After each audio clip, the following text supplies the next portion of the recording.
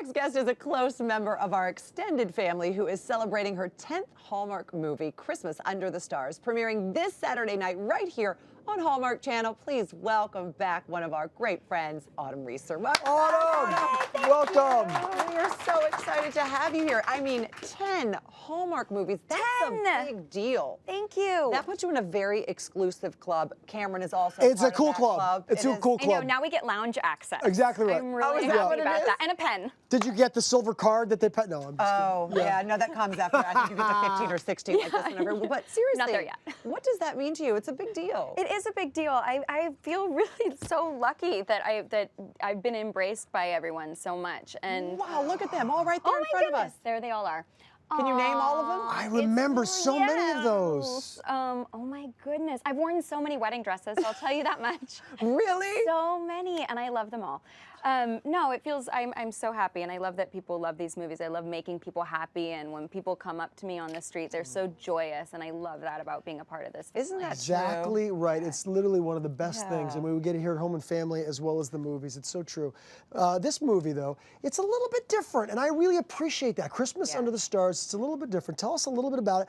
The three main characters are actually kind of going through experiencing some loss. Yeah, so one of the connective ties between my character, Jesse Metcalf's character, and Clark Peters' character is they've all lost someone close to them, and they're struggling with that during the holiday season. My character's just lost her father, and her son's lost his grandfather, and he was the one that made the holidays really special for her. And so these characters come together to support each other through that feeling of loss during the holidays, and I really liked that about this movie. Absolutely. I think it's something that a lot of people will be able to relate to. Yeah. You know, Exactly. Obviously a lot of people Yeah. going through that themselves. We got a clip now. This is your character kind of reminiscing about her parents met at Clem's Tree Lot. It's a sweet moment. Let's take a look. My parents didn't meet until they were much older than most people in their generation. I mean, my dad said that he'd even given up hope of finding a true love. And then, on Christmas Eve, he met my mom. At Clem's Tree Lot, actually. Was she buying a tree? No, she was chasing a dog that had gone onto the lot. It wasn't even her dog. It was a stray. My dad found them nestled into this row of Christmas trees, the dog licking her face, just having fallen completely in love. Aw. Same way he did. Yeah, and then the next Christmas, they were married. And that dog was one of their groomsmen. They named him Bethlehem because he was the star that led them to each other. Hey, where'd you go? Should we... Do you... Would you have dinner with me?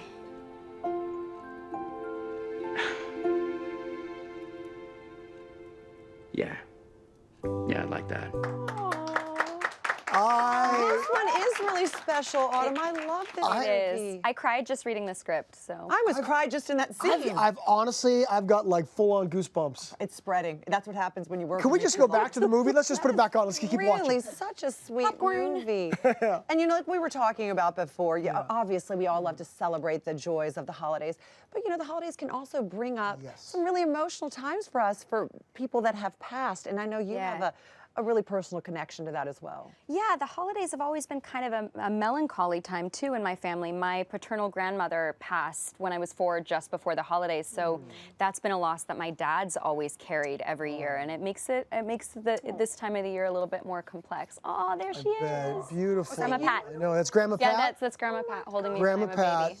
And we understand that she's kind of sort of one of your angels, and she sends you maybe little messages. Yeah, I mean, that's the Signs. crazy thing. Even though she's been gone since I was 4, like I have a really strong relationship with her. I get choked up thinking about it because I feel her presence so strongly, so often in my life. Oh, and she's probably here right now. I think she is. I believe know. that 100%. And when you need them and you can talk to them, they're there. Yeah, very Take much a so. moment. Yeah, and she sort of sends me little signs, and they change every year, but they feel different. And this year it's been feathers, which is cool and new, and I know a lot of people experience that too, sort of getting messages from their angels or spirit guides in different forms and signs, and it just feels different than just finding a regular feather. And so, You know. You yeah, just know. exactly. You just have to listen. They're there. Yeah. Those messages are there. You just really have to be open to love that. listening to Yeah. them 100%. My dad is a butterfly all the time. I was like, oh, hi, Dad. There's also another theme in this movie which is really beautiful, and that's stars. You are an astronomy teacher.